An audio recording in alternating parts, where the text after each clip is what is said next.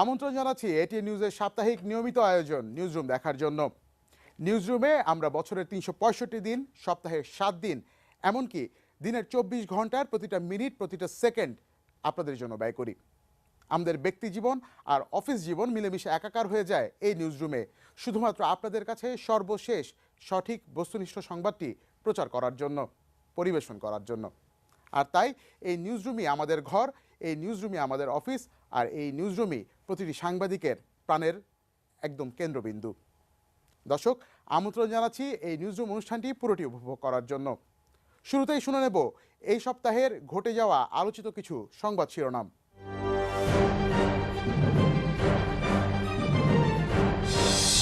লাখো মুসল্লির অংশগ্রহণে বিশ্ব ইজতেমার প্রথম পর্বের আখেরি মোনাজাত।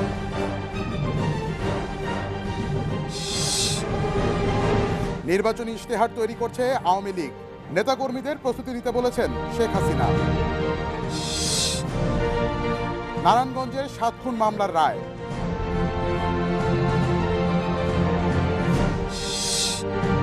শেষ রক্ষা হলো না, ওয়েলিংটন টেস্টের পঞ্চম দিনে নিউজিল্যান্ডের কাছে ৭ উইকেটে হারল বাংলাদেশ। প্রতিনিধি পরিষদেও পাশ হলো ওবামা কেয়ার বাতিলের বিল।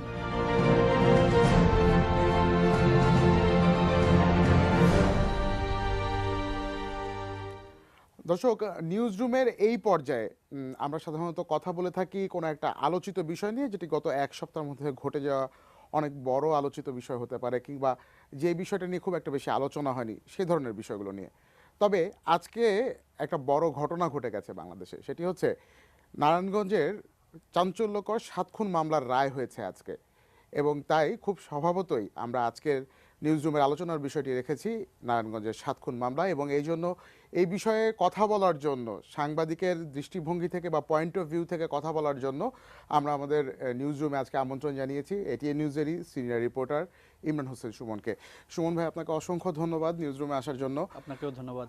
আমরা দেখেছি আপনি সকাল থেকে মানে পুরো এই ৭ খুন মামলার রায়টি আপনি কাভার করেছেন। আপনি নিজে আদালতের ভেতরে ছিলেন, আপনি শুনেছেন ৭ খুন মামলার রায় পড়ার সময়টুকু, এবং আসামিদেরকেও দেখেছেন। এবং একদম ঘটনার শুরু থেকে, অর্থাৎ ২০১৪-র ২৭ এপ্রিল যখন ঘটনাটি ঘটে, তারপর থেকে আপনি একদম কন্টিনিউয়াসলি এই ঘটনাটিকে ফলো করেছেন। আপনার কাছে কেমন মনে হয়েছে আজকে রায় যখন ঘোষণা হলো, তারপরে আপনি এই রায়কে কিভাবে মূল্যায়ন করবেন? আসলে রায় মূল্যায়ন করার বিষয়ে তো আমি এক যে রিপোর্টার হিসেবে যেটা দেখছি যে একটি চমৎকার রায় হয়েছে, এবং এই রায়টি বাদীপক্ষ ইতিমধ্যেই সন্তোষ প্রকাশ করেছেন, স্বভাবতই তারা খুশি।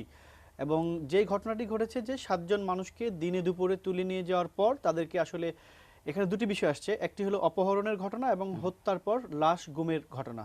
এবং এই একটি ঘটনায় দুটো মামলা হয়েছিল, এবং দুটো মামলায় কিন্তু অভিন্ন রায় দেওয়া হয়েছে।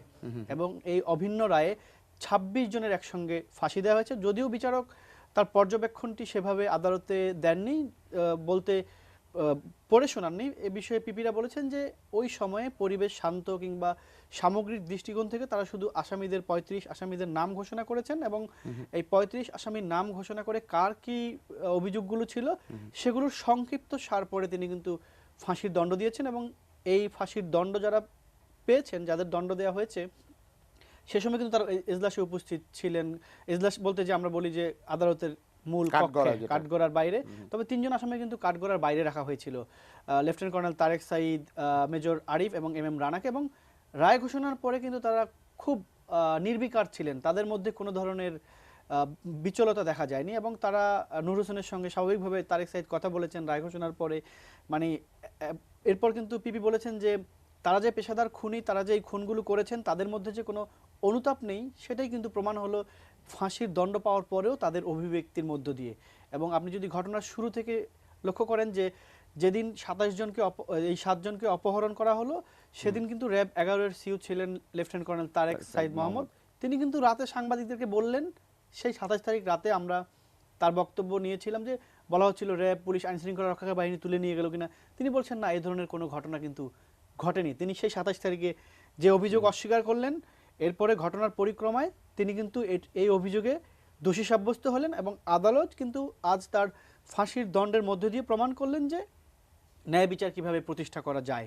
এবং তিনি সেনাবাহিনী যখন এই ঘটনার পর তাকে সেনাবাহিনীতে ফেরত সংযুক্ত দেয়া, করা ফেরত হয়েছিল পাঠানো এবং হয়। এরপর তাদেরকে কিন্তু সে সময় বাধ্যতামূলক অবসর দিয়ে হাইকোর্টে একজন একজন আইনজীবী আদালতের দৃষ্টিতে আনেন বিষয়টি। শামীম সর্দার নামে একজন আইনজীবী, তিনি সেটি নিয়ে আসার পর তাদেরকে গ্রেপ্তার করা হয় বাধ্যতামূলক অবসর দিয়ে। এখন সাজা হলো, তো সেই বাধ্যতামূলক অবসরের প্রসঙ্গটি থাকবে কিনা সেটি একটি বিষয়, হয়তো তাদের বরখাস্তের বিষয়টি হয়তো আসবে, সেই প্রক্রিয়াটি হয়তো এখানে সেনাবাহিনীর শুধু যে প্রক্রিয়া। সেনাবাহিনী শুধু তাই নয়, lieutenant commander M M Rana M M নৌবাহিনীর রানা কর্মকর্তা নৌবাহিনী এবং কর্মকর্তা। এই যে ২৬ জনের ফাঁসির দণ্ড দেওয়া হলো, এর মধ্যে কিন্তু আমরা দেখেছি যে প্রায় ২২ জনের মধ্যে কিন্তু বিভিন্ন বাহিনীর, পুলিশ, বিজিবি, নৌবাহিনী, সেনাবাহিনী শীর্ষ কর্মকর্তা ৩ জন, র্যাবের এবং অন্যরা কিন্তু কর্পোরাল, লেন্স কর্পোরাল, সৈনিক, এএসআই, এসআই এই পর্যায়ের কিন্তু সদস্যরা সাজা পেয়েছেন। আর এর মধ্যে ৩ জন ফাঁসির দণ্ড পেয়েছেন, ৩ জন কিন্তু ইতিমধ্যে পলাতক আছেন। কিন্তু এই ঘটনাটা যদি আপনি দেখেন যে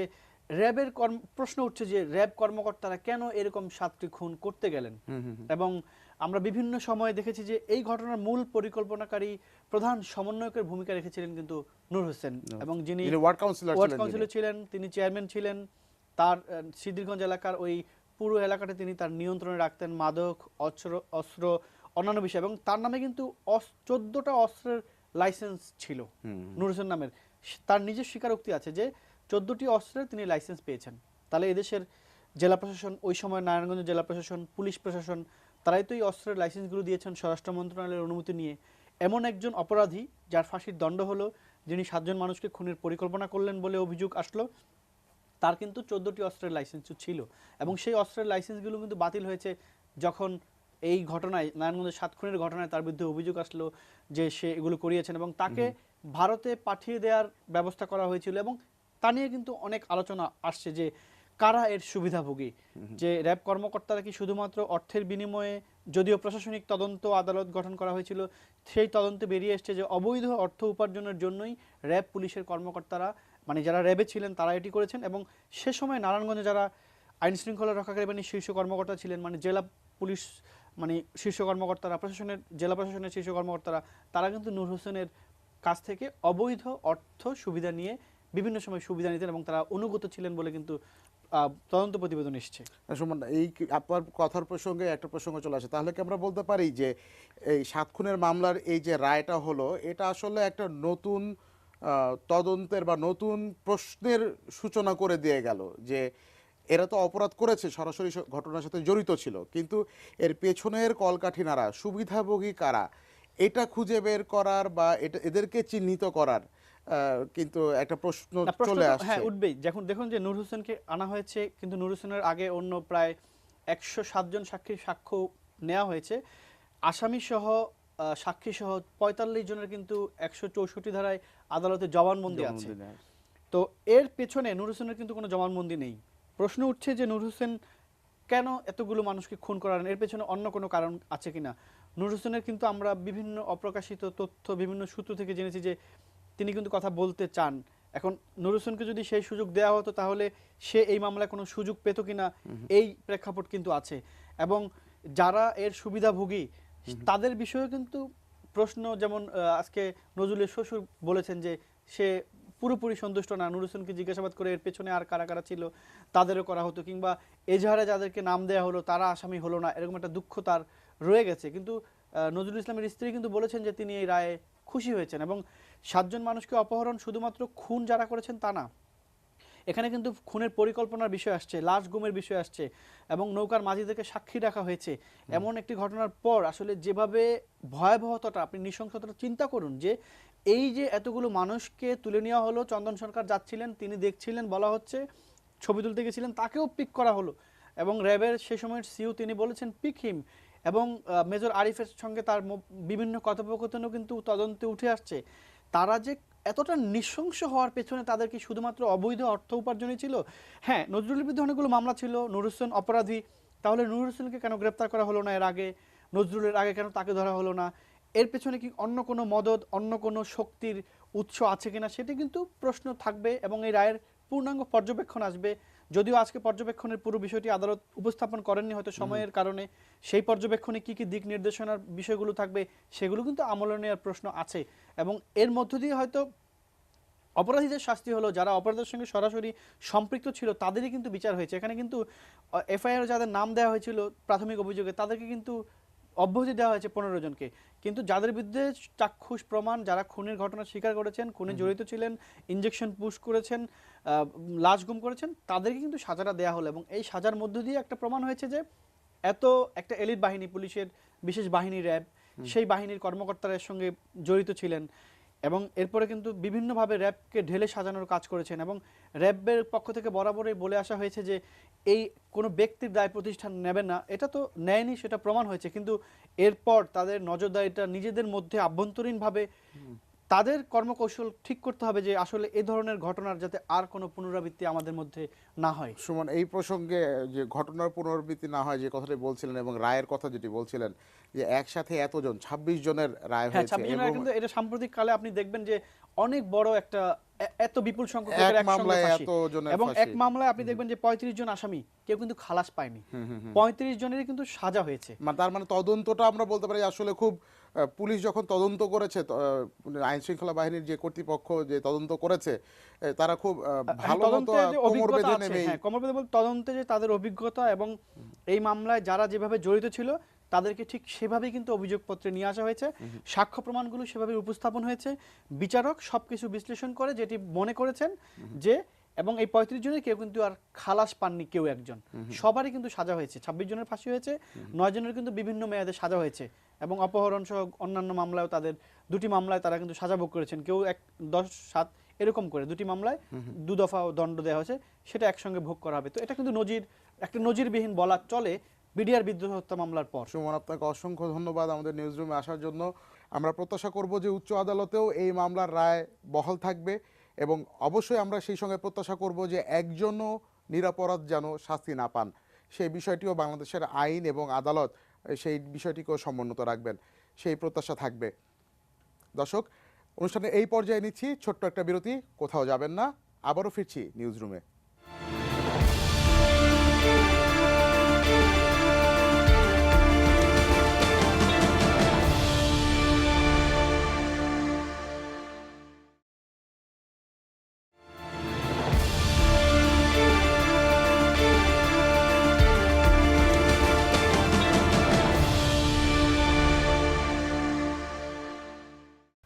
বিরতির পর আবারও ফিরে এলাম নিউজ রুমে।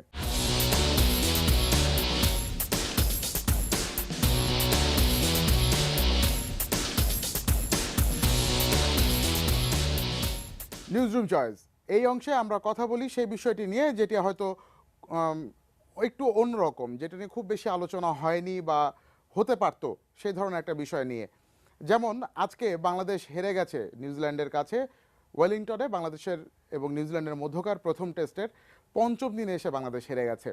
ম্যাচে বাংলাদেশের একটা বড় অর্জন, সাকিব আল হাসানের ডাবল সেঞ্চুরি, সেই সঙ্গে মুশফিকুর রহিমও 159 রান করেছেন। এবং আমরা দেখেছি মমিনুলের ফার্স্ট ইনিংসে মমিনুলের ব্যাটিং এবং শেষ পর্যায়ে সাব্বির রহমান তিনিও কিন্তু খুব ভালো ব্যাটিং করেছেন।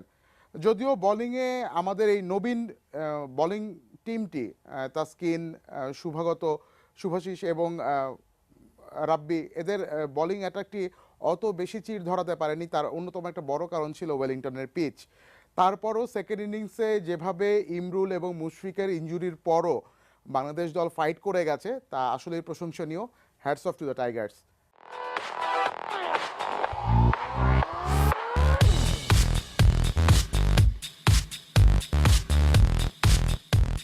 প্রতিদিনের যে সংবাদ আমরা দেখি তা অনেক সময় চিন্তার খোরাক যোগায়, তবে এই চিন্তা ভাবনা থেকে একেবারে দৃষ্টিটাকে অন্যদিকে সরিয়ে নেওয়ার জন্যই ম্যাগাজিন কর্নার। চলুন দেখে আসি ম্যাগাজিন কর্নারে আজকের আয়োজন নিয়ে কি থাকছে। দর্শক, আমরা আজকে দেখাতে যাচ্ছি সুইজারল্যান্ডের দাভোস শহরটিকে। কেন দাভোস শহর, কি কারণে বিখ্যাত এই দাভোস শহর? প্রথমত বলে নিই, সুইজারল্যান্ডের দাভোস খুবই বিখ্যাত ওয়ার্ল্ড ইকোনমিক ফোরামের বার্ষিক যে সম্মেলনটি হয় সেই সম্মেলনের জন্য। তবে এর বাইরেও রয়েছে বিনোদনের নানা উপকরণ, রয়েছে বরফের উপর স্কি করার সুযোগ, এমনকি বিচ ভলিবল খেলার সুযোগটি আপনারা পেতে পারেন। তবে ওয়ার্ল্ড ইকোনমিক ফোরামের এই অনুষ্ঠানটি প্রতি বছর যেহেতু এখানে অনুষ্ঠিত হয়, তাই একে ঘিরেই আসলে ডাভোসের পরিচিতিটা সবচাইতে বেশি। এবছর 140টি দেশের 3000 বেশি প্রতিনিধি এই সম্মেলনে যোগ দিচ্ছেন। প্রতি বছরই এই সম্মেলনগুলোতে বিজ্ঞানী, রাজনীতিবিদ, সমাজতত্ত্ববিদ অনেকেই অংশ নেন। এবারও তার ব্যতিক্রম নয় এবং এই দাভোস থেকেই আসলে নির্ধারিত হয় পৃথিবী কোন দিকে এগিয়ে যাচ্ছে, পৃথিবীর নতুন মেরুকরণ কোন দিকে যাচ্ছে, আর পৃথিবীর জ্ঞান বিজ্ঞান চর্চাই বা কোন পথে এগোচ্ছে, কতটা এগোচ্ছে এবং ভবিষ্যতের দিকে আমরা কি পেতে যাচ্ছি তারও দিক নির্দেশনা থাকে এই দাভোস সম্মেলনে। তাই কেউ যদি চিন্তা করে থাকেন যে সুইজারল্যান্ড ঘুরতে যাবেন, তাহলে অবশ্যই দাভোস শহরটি মিস করবেন না।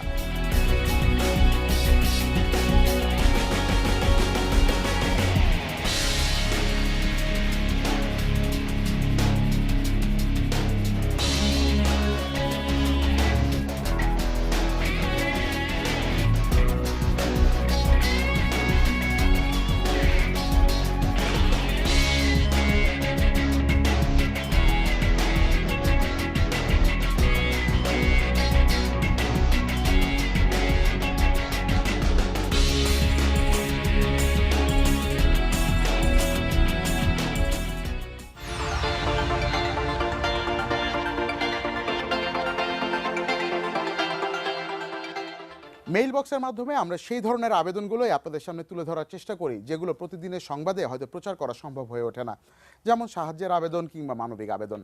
তেমনই একটি আবেদন আমাদের হাতে এসে পৌঁছেছে। এটি একটি নিখোঁজ বিজ্ঞপ্তি বলা যায়, আবার হারানো বিজ্ঞপ্তিও বলা যায় এটিকে। আব্দুল্লাহ আল মামুন, বয়স 23 বছর, মালয়েশিয়ায় প্রবাসী শ্রমিক হিসাবে কাজ করতেন। তার মালিকপক্ষ, মালয়েশিয়ায় যেই মালিকপক্ষ রয়েছে তার, যাদের অধীনে তিনি চাকরি করতেন, সেখানে থেকে বলা হয়েছে যে তার মানসিক কিছুটা সমস্যা দেখা দেওয়ায় তাকে দেশে ফেরত পাঠানো হয়েছে এবং গত 15ই ডিসেম্বর 2016 তারিখে মামুন দেশে ফেরত আসেন বলে ওই দিন রাত 3টার সময় একটি অজ্ঞাত নাম্বার থেকে বা একটি মোবাইল নাম্বার থেকে অজ্ঞাত পরিচয় এক ব্যক্তি মামুনের বাবাকে ফোন করেন। কিন্তু এরপর থেকে মামুনের ব্যাপারে আর কোনো সন্ধান তারা পাননি, মামুন বাসায়ও ফেরেননি। আর তাই তার বাবা জিডি করেছেন থানায় এবং শেষ পর্যন্ত প্রায় 1 মাস পেরিয়ে গেল, যেহেতু তারা খোঁজ পাচ্ছেন না, তাই দেশবাসী সাহায্য তারা কামনা করছেন, যাতে করে কোনো সহৃদয় ব্যক্তি যদি মামুনের খোঁজ পেয়ে থাকেন বা তার সম্বন্ধে কোনো তথ্য জেনে থাকেন তাহলে যেন তাদের সঙ্গে যোগাযোগ করেন। দর্শক, এই মুহূর্তে আপনারা স্ক্রিনে দেখানো ঠিকানায় যোগাযোগ করতে পারেন, অথবা আপনারা নিকটস্থ থানায় কোনো তথ্য জেনে থাকলে মামুনের বিষয়ে সেই নিকটস্থ থানাকে তা জানাতে পারেন। দর্শক, মেইল বক্সে আপনারা লিখে পাঠাতে পারেন স্ক্রিনে দেখানো ঠিকানায়। এছাড়াও আপনারা আমাদের সঙ্গে যোগাযোগ করতে পারেন ইমেল কিংবা ফেসবুকের মাধ্যমে। স্ক্রিনে দেখানো এই ঠিকানায় চিঠি পাঠালে আমরা অবশ্যই চেষ্টা করব আপনাদের সেই আবেদনগুলো নিউজরুমের মাধ্যমে প্রচার করতে। আজ এ পর্যন্তই। আগামীতে আবারও দেখা হবে। সেই পর্যন্ত ভালো থাকুন, সুস্থ থাকুন, নিরাপদে থাকুন, আর অবশ্যই সাবধানে সড়ক পারাপার হন, কারণ সময়ের চেয়ে জীবনের মূল্য অনেক বেশি। সবাই ভালো থাকবেন এই প্রত্যাশায়।